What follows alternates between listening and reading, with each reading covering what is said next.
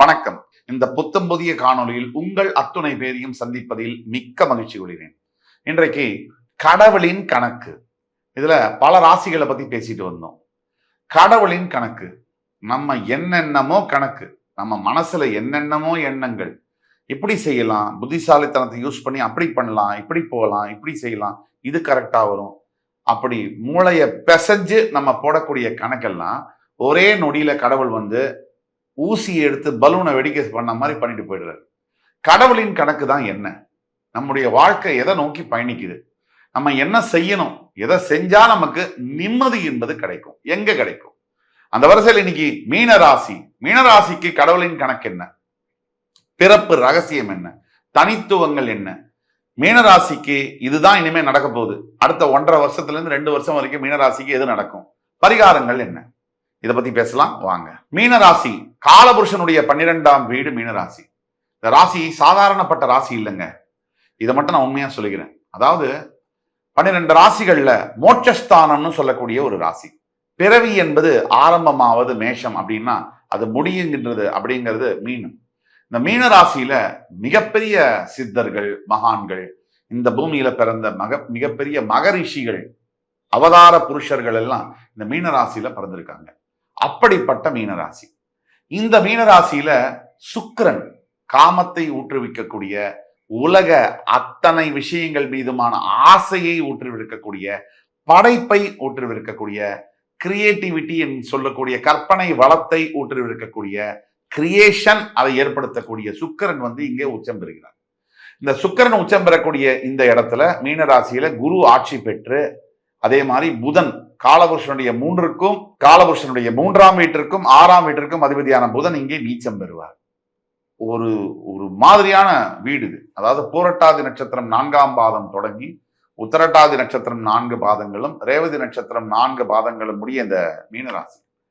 மீனராசியுடைய பிறப்பு ரகசியம், இது நீர் ராசி அப்படிங்கிறதுனாலயோ என்னமோ இவங்களுடைய எண்ணங்களும் நீர் மாதிரிதான் இருக்கும்.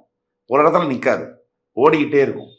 அதே மாதிரி மீனராசிக்கு பாத்தீங்கன்னா கடுமையான மனசுல வந்து என்னென்னமோ தேவையில்லாத குழப்பங்கள் வர்றது இயல்பு. அதை பத்தி கவலைப்படுறதுக்கு ஒண்ணுமே இல்லை. இது படைப்பிலேயே அப்படிதான்.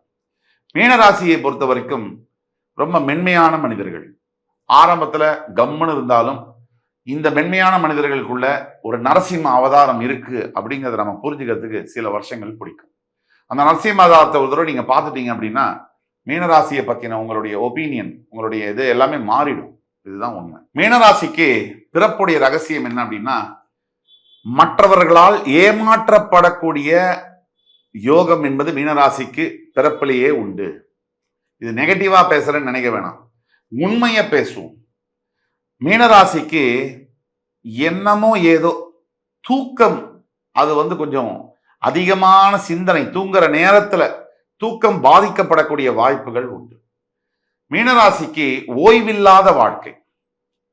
பிறப்பு முதல் இறப்பு வரை பார்த்தீங்கன்னு சொன்னா எங்குமே கேப்பே இல்லை, ஒரு ஸ்பேஸே இல்லாம ஓடிக்கிட்டே இருக்கணும். மீனராசியில பிறந்த பெண்கள் எஸ்பெஷலா கல்யாணத்துக்கு பிறகு பார்த்தீங்கன்னு சொன்னா நிக்கவே மாட்டாங்க. அதாவது உடம்பு சரி இருக்கோ உடம்பு சரியில்லையோ 365 நாள் விடுமுறை இல்லாம வேலை செய்யக்கூடியது மீனராசியில இருக்கக்கூடிய பெண்களுடைய பிறப்பு ரகசியம். மீனராசி பெண்களுக்கு நல்ல ஆண்கள் வருவாங்க, தப்பில்லை, நல்ல கணவன்கள் வருவாங்க. ஆனாலும் மீனராசியில பிறந்த பெண்களுக்கு நல்ல கணவன்மார்கள் அமைவார்கள். ஆனாலும் என்னமோ இவங்களை மீனராசி பெண்களை கணவன்மார்கள் டாமினேட் பண்ணுவாங்க. டாமினேட்னா அதிகாரம் செலுத்துவது. கல்யாண வாழ்க்கையிலுடைய முற்பகுதியில ஃபர்ஸ்ட் 15-20 வருஷம் கணவன் வந்து மனைவியை டாமினேட் பண்ணுவார். மீனராசி மனைவியை ஒரு 20 வருஷம் கழிச்சு இந்த மனைவி ஒரு அவதாரம் எடுத்து அந்த கணவனை கடைசி சாகர வரைக்கும் டாமினேட் பண்ணுவாங்க, கடாய்ந்து எடுத்துருவாங்க. இது மீனராசியுடைய பிறப்பு ரகசியம். ஆழ்ந்த பச்சாதாபம், கற்பனை வளம், ஆன்மீக நாட்டம் இதெல்லாம் அதிகமாக கொண்ட ஒரு ராசி மீனராசி. இது மீனராசியுடைய ஒன் ஆஃப் த தனித்துவம். உணர்ச்சி வயப்படக்கூடியவங்க, எளிதில் உணர்ச்சி வயப்படக்கூடிய ஒரு எமோஷன் ஆகக்கூடிய ஹேபிட், நேச்சர் வந்து மீனராசிக்கு இருக்கும். அதே மாதிரி அடுத்தவங்களுடைய எமோஷன்ஸையும் புரிஞ்சிக்க முடியாத ஒரு தன்மையும் இருக்கும். இவங்க உணர்ச்சி வசப்படுவாங்க, மற்றவங்களோட உணர்ச்சியை புரிஞ்சுக்கிறதுல நிறைய கேப் இருக்கும். டோட்டலா புரிஞ்சுக்கவே முடியாது இவங்களால அப்படின்னு சொல்ல முடியும். ஆன்மீக ரீதியான விஷயங்கள்ல, மத வழிபாடுகள்ல மீனராசிக்கு வந்து அதிகமான ஈடுபாடு இருக்கும்.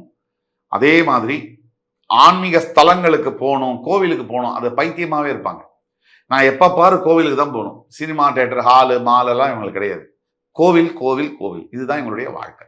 தான் மட்டும் குழப்பமடையாம தன்னை சுத்தி இருக்கிற எல்லாரையும் குழப்பக்கூடிய ஒரு மிகப்பெரிய சாம்பியன் வந்து மீனராசி தான். அருமையான குணம் கொண்டவர்கள், நல்ல ஒரு கேரக்டர் எல்லாம் பாத்தீங்கன்னா சுத்தமா இருக்கும், அதுதான் மீனராசி. நல்ல குணம் கொண்டவர்கள், ஆனா வாழ்க்கையில நிறைய கஷ்டமும் படக்கூடியவர்கள் இதே மீனராசிக்காரங்க தான். குரு பகவான் ஆட்சி பெறக்கூடிய வீடு அப்படிங்கிறதுனாலயோ என்னமோ தெரியாது, அதிகமான நல்ல எண்ணங்களை கொண்டவர்கள் மீனராசிக்காரர்கள். மீனராசிக்காரங்களுக்கு வெற்றிக்கான சூட்சமம் என்ன? முதல் பாயிண்ட், திருச்செந்தூர் சிவசுப்பிரமணிய சுவாமி முருகனை வந்து தொடர்ந்து வழிபட மீனராசிக்காரர்களுக்கு எப்பேற்பட்ட துன்பத்திலிருந்தும் எப்பேற்பட்ட சவால்களிலிருந்தும் தோஷங்களிலிருந்தும் நவக்கிரக தோஷங்களிலிருந்தும் விலக்கு கிடைக்கும். யாரை நம்பணுமோ அவங்கள மட்டும் நம்பி செயல்படுவது நல்லது. எல்லாரையும் வெளுத்ததெல்லாம் பாலன் நம்பி ஒரு பிசினஸா இருக்கட்டும், வேலை செய்யற இடமா இருக்கட்டும், வீட்லயா இருக்கட்டும், எல்லாரையும் கண்மூடித்தனமா நம்புவதை நிறுத்தணும். நீங்க வெளிப்படையா இருக்கிறதுல தப்பே இல்லை, ஆனா ரகசியங்களை வெளியில பகிராம இருக்கணும். அதுல நீங்க ஏற்கனவே கெட்டிக்காரங்க தான் எனக்கு தெரியும். இருந்தாலும் தேவையுள்ள மனிதர்கள்ட்ட ரகசியமா வச்சுக்கிறதும் தேவையில்லாதவங்கள்ட்ட ரகசியத்தை பகிர்ந்துக்கிறதும் உங்களுடைய ஒரு குணாதிசயம். இதை நீங்க மாத்திக்கணும். எப்பவுமே நீங்க உங்களுக்கா ஒரு விஷயம் தெரியலன்னா, தெரிஞ்ச அனுபவசாலி யாராவது ஒருத்தவங்க சொல்றாங்கன்னா அதை கேட்டு நடந்துக்கணும். அதை விட்டுட்டு தலையை விட்டுட்டு வாழை பிடிக்க கூடாது. அதே மாதிரி இப்ப தற்சமயம் 2.5 வருஷம் ஜென்ம சனி உங்களுக்கு நடக்குது. 7.5 சனியில பீக் பீரியடு. இந்த சமயத்துல பண விஷயத்துல எக்ஸ்ட்ரா கேர்ஃபுல்லா இருக்கணும். எந்த பணத்தையும் யார்கிட்டையும் தேவையில்லாம வாங்குறதோ, கடன் வாங்குறதோ, கொடுக்கறதோ எல்லாமே மிகப்பெரிய ஆபத்தை விளைவிக்கும். பண விஷயங்கள்ல ரொம்ப ரொம்ப எச்சரிக்கையாகவும் கவனமாகவும் இருப்ப வேண்டியது உங்களோட கடமை. மீனராசிக்கு அடுத்த 1.5 to 2.5 வருஷம் வரைக்கும் இனிமேல் இதான் நடக்கும். என்ன நடக்கும்? இப்ப தற்சமயம் ஜென்ம சனி நடக்குது மீனராசிக்கு. இன்னும் 2 வருஷ காலம் ஜென்ம சனி இருக்கு. இந்த காலகட்டத்துல முதல்ல சாதாரணமாவே மனசுல அதிகமான குழப்பங்கள் வரக்கூடிய மீனராசிக்கு வேலை செய்யக்கூடியதுல பாதகங்கள், தேவையில்லாத பிரச்சனை, சுப்பீரியர் ஆபீசரோட மோதல், வீட்டுல குடும்பத்துல கணவன் மனைவியோட, மனைவி கணவனோட சச்சரவு, குழந்தைகளுடைய உடல் நலத்துல பிரச்சனைகள், இப்படி தொடர்ந்து சனீஸ்வர பகவான் உங்களை ஆக்கப்பைடா ரெஸ்ட்லெஸ்ஸா வச்சிருப்பாரு. அதுல கொஞ்சம் கூட டவுட்டே தேவையில்லை. ஆனா இதோட முடிஞ்சிருமா அப்படின்னு கேட்டீங்கன்னா நல்லா யோசிச்சுக்கோங்க. இந்த மாதிரி கஷ்டங்கள் தான் ஒரு மனிதனை மிகப்பெரிய ஒரு நிலைக்கு எடுத்து செல்கிறது அப்படிங்கறத மறுக்கவே முடியாது யாராலையும். சும்மா சுகமா இருக்கிறவங்க அங்கிருந்து நகரவே முடியாது. நிறைய கஷ்டப்படுறவங்க, அனுபவப்படுறவங்க தான் அடிச்சு உதச்சிட்டு மேல வந்து ஜெயிச்சு உலகத்துக்கே தன்னை யாருன்னு ப்ரூவ் பண்ணி காமிப்பாங்க. அந்த அளவுல மீனராசிக்கு வந்து இப்ப பிரச்சனைகள் இருக்கு. மனதளவுல தான் முதல்ல அட்டாக் பண்ணுவார் சனி பகவான். சந்திரன் மீனத்துல இருந்தா அது மீனராசி. அந்த சந்திரனை சனி பிடிக்கிறது தான் ஜென்ம சனி. அந்த சந்திரனை சனி பிடிச்சாச்சுன்னா மனசை வந்து சனி பிடிச்சாச்சுன்னு அர்த்தம். அப்ப மனசை பிடிக்கக்கூடிய சனி மனசை ஆப்ரேட் பண்ண விடாம அப்படியே முடக்குவார். மனசுல கூடிய எண்ணங்களை தவறா இது பண்ணுவார். அதே மாதிரி தடை தாமதங்களை ஏற்படுத்துவார். இது தொடர்ந்து சனி செய்யறதுக்கு தான் அவரோட வேலையை. இந்த திருமணம் போன்ற விஷயங்கள்ல வந்து ஏற்கனவே பின்னடைவு இருக்கு அப்படின்னா திருப்பி அது மேல போய் பாயக்கூடாது. நேரம் சரியில்லைங்கிற போது நம்ம பதுங்கி தான் ஆகணும். நம்ம வந்து பொறுமையா இருந்து தான் ஆகணும். வேற வழியே கிடையாது. பொறுமையா நம்ம இலக்கை நோக்கி ஒவ்வொரு அடியா எடுத்து வைக்கணும். அவசரப்பட்டோ இது பட்டோ ஒன்றும் நடக்க போறதுல மாறுதல்கள் வராது. தெய்வ நம்பிக்கை, இறை வழிபாடு மூலியமா தான் நம்மளுடைய சிந்தனையிலும் மாற்றம் வரும், நம்முடைய செயல்களிலும் மாற்றம் வரும், வாழ்க்கையிலும் மாற்றம் வரும். சனி பகவான் உங்க ஜென்ம ராசியிலிருந்து 3ஆம் இடத்தை பார்க்கறதுனால கொஞ்சம் கௌரவமான பதவிகள்லாம் கூட வரும். அதே மாதிரி அவருடைய 7ஆம் பார்வையினால வீட்டுல சண்டை சச்சரவு, கருத்து வேறுபாடுகள் வரக்கூடிய வாய்ப்புகள் சாதாரணமாவே எந்த வீட்லயுமே நல்லா இருக்கிற நேரத்திலேயே கணவன் மனைவிக்குள்ள பிரச்சனை வர காலகட்டங்கள்ல நம்ம இருக்கும். இப்ப ஜென்ம சனி காலகட்டங்கள்ல கணவன் மனைவிக்குள்ள பிரச்சனை வருதுன்னா அதை நினைச்சு நம்ம ஆச்சரியப்படுறதுக்கோ இல்ல வந்து பயப்படுறதுக்கோ ஒண்ணுமே இல்லை. மனைவினாலே பிரச்சனை தான், கணவன்னாலே பிரச்சனை தான், குடும்ப வாழ்க்கையினாலே தொந்தரவுகள் தான். அதெல்லாம் இருந்தும் அதுல ஒரு சுகம் இருக்கு, அதுல ஒரு இன்பம் இருக்கு. அதனால நம்மளுடைய வாழ்க்கையில நல்லதை எடுத்துப்போம், கெட்டதை விட்டுருவோம். சனி பகவான் 10ஆம் பார்வையாக உங்க ராசியுடைய 10ஆம் வீட்டை பார்ப்பதனால உங்களுக்கு கொஞ்சம் பதவி உயர்வு அதெல்லாம் கிடைக்கிறதுக்கூடிய வாய்ப்புகள் உண்டு. வெளிநாடு செல்லக்கூடிய வாய்ப்புகள், இருக்கிற இடத்துல இருந்து டிரான்ஸ்பர் ஆகி ப்ரமோஷனோட இன்னொரு மாநிலத்துக்கு போகக்கூடிய வாய்ப்புகள்லாம் அமையும். வீடு கூட மாற்றக்கூடிய நிலைமைகள் வரும். இந்த மாதிரி கடினமான காலகட்டத்துல மீனராசி என்ன செய்தா, என்ன பரிகாரம், எதை செய்தா ஜெயிக்க முடியும், சுருக்கமா டக்குன்னு அதை பத்தி பேசுவோம் வாங்க. கடின உழைப்பு உங்களை காப்பாற்றும். இந்த மாதிரி ஜென்ம சனி காலகட்டத்துல பொறுமை, எளிமை, கடமை. உங்களோட பொறுமை, நீங்க இருக்கக்கூடிய எளிமையான வாழ்க்கை, நீங்க கடமையை தவறாம தினம் செய்யறது, இதுதான் உங்களை காப்பாற்றும். உங்களுடைய உடல் ஆரோக்கியத்துல மிக மிக கவனம் தேவை. உங்களோட மன அமைதியை தான் நீங்க காப்பாத்திக்கணும். இந்த மாதிரி நேரத்துல நீங்க சும்மா போனாலும் எவனா ஒருத்தன் வம்புக்கு இழுப்பான். நம்ம ஊர்ல சாதாரணமாவே அந்த மாதிரி வம்புகளை பெரிய இழுப்பாங்க. இந்த வெளியில போகக்கூடிய டிராபிக் சமயத்துல தான் தான் பெரிய வீரன்னு உடம்ப எரும மாடு மாதிரி வச்சுட்டு சில பேர் வந்து சண்டை போடலாம் வருவாங்க. அதெல்லாம் நீங்க இக்னோர் பண்ணணும். ஏன்னா வாழ்க்கையில பல எரும மாடுகள் நம்மளை சுத்தி வரும். எல்லா எரும மாடு கூடயும் நம்ம சண்டை போட்டுட்டு இருக்க முடியாது. நம்ம போக வேண்டிய இலக்கை நோக்கி பயணிச்சுட்டே இருக்கணும். அவன் வீரத்தை காமிக்கிறது அந்த பைக்ல போற அந்த இடத்துல தான் முடியும். புரியுதுங்களா? வாழ்க்கையில ஜெயிக்கிறதுல அவனோட வீரத்தை காமிக்க முடியாது. ஆம்பளைங்கள்ல பல பேர் எங்க தவற விடுறாங்கன்னா, உடல் வலிமையை தன்னோட உடல் வலிமை கம்மியா இருக்கவன்கிட்ட போய் காமிக்கிறது தான் வீரம்னு நினைக்கிறாங்க. இதை போல ஒரு கோழத்தனம் இருக்கவே முடியாது. தன்னோட உடல் பலமா இருக்கிறவன்கிட்ட காமிக்கிறது தான் உண்மையான வீரம். அதுவும் தேவையான அர்த்தமான விஷயத்துக்கு. ஸோ இந்த மீனராசி நேரம், இந்த நேரம் ஜென்மசனி அப்படிங்கிறதுனால ரொம்ப கவனமாக இருக்க வேண்டியது உங்களுடைய பொறுப்பு. செய்கிற தொழில மாற்றங்கள் வரலாம். உங்களுடைய பதவிகள் ஏறினாலும் அந்த அதிகார துவனி உங்கள்கிட்ட வந்துடக்கூடாது. சனி வந்து டெஸ்ட் பண்ணுவார். உங்களுக்கு சின்ன பதவி உயர்வை கொடுத்து பார்ப்பாரு. இவன் ஏதாவது பண்றானா, இவன் ஏதாவது கடமுடா செய்யறானா, ஏதாவது திமிரா இருக்கானா, டக்குன்னு பிளக்கப்படுகிறார். அதனால அதை ஜாக்கிரதையா நீங்க கையாள வேண்டியது உங்களுடைய கடமை.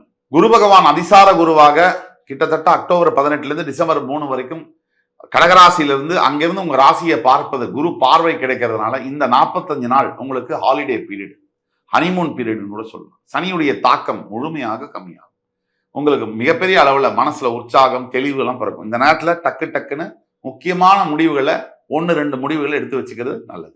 பரிகாரம்னு எடுத்தோம்னா விஷ்ணு சகஸ்ரநாமம் இதை வந்து நீங்க தினமும் காதால கேட்டாலே போதும்.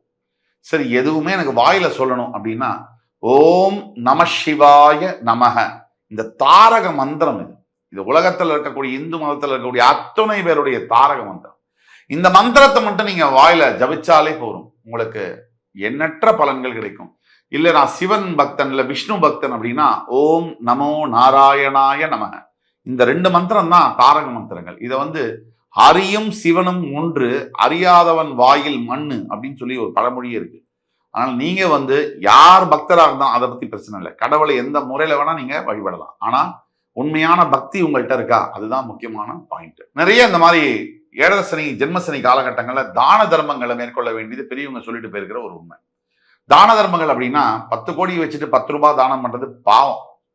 உங்களுக்கேற்ற உங்கள் வசதிக்கேற்ற தான தர்மத்தை நீங்க செய்யணும். இதை மனசுல வச்சுக்கோங்க. அடுத்தவங்களை பார்த்து என்னைக்குமே யாருமே ஏளனப்படுத்தக்கூடாது. யாருக்கு வேணா எப்ப வேணா நிலைமை மாறும். அதாவது இங்கிலீஷ்ல சொல்லுவாங்க, when the ant is dead the bird eats the ant, when the bird is dead the ant eats the bird ம்பாங்க. அதனால சுழற்சி தான், வாழ்க்கையே ஒரு சுழற்சி தான். இன்னைக்கு யாரு கீழே இருக்காங்களோ அவங்க நாளைக்கு மேல வருவாங்க. இன்னைக்கு யாரு மேல இருக்காங்களோ அவங்க நாளைக்கு கீழே வரலாம். எப்பவுமே இதை வந்து அப்படியே பேலன்ஸ் பண்ணிக்கிறது ரொம்ப ரொம்ப முக்கியமானது. தோல்வியை விட வெற்றியை கையாளுறது ரொம்ப கஷ்டம். ஒட்டுமொத்த மீனராசி நேயர்களுக்கும் நாம் சொல்லக்கூடிய பரிகாரமானது ஓம் விருஷபத்வஜாய வித்மஹி கிருணி ஹஸ்தாய தீமஹி தன்னோ குரு பிரச்சோதயாத், இது குரு பகவானுடைய காயத்ரி மந்திரம். ஓம் காகத்வஜாய வித்மஹி கட்கஹஸ்தாய தீமஹி தன்னோ மந்த பிரச்சோதயாத், இது சனி பகவானுடைய காயத்ரி மந்திரம். இந்த 2 காயத்ரி மந்திரத்தையும் குறைஞ்சபட்சம் 21 முறை சொல்லும் போது டெய்லி குளிச்சுட்டு உங்களுடைய சகல விதமான தோஷங்களும் நீங்கும். இறைவன் நேரடி அருள் உங்களுக்கு கிடைக்கும். இந்த நிகழ்ச்சி உங்களுக்கு பிடிச்சிருக்கும்னு நம்புறேன். வேறொரு நிகழ்ச்சியில மறுபடியும் உங்கள் எல்லோரையும் சந்திக்கும் வரை உங்களிடமிருந்து விடைபெறுவது உங்கள் சுபாஷ் பாலகிருஷ்ணன். நன்றி, வணக்கம், வாழ்க வளமுடன்.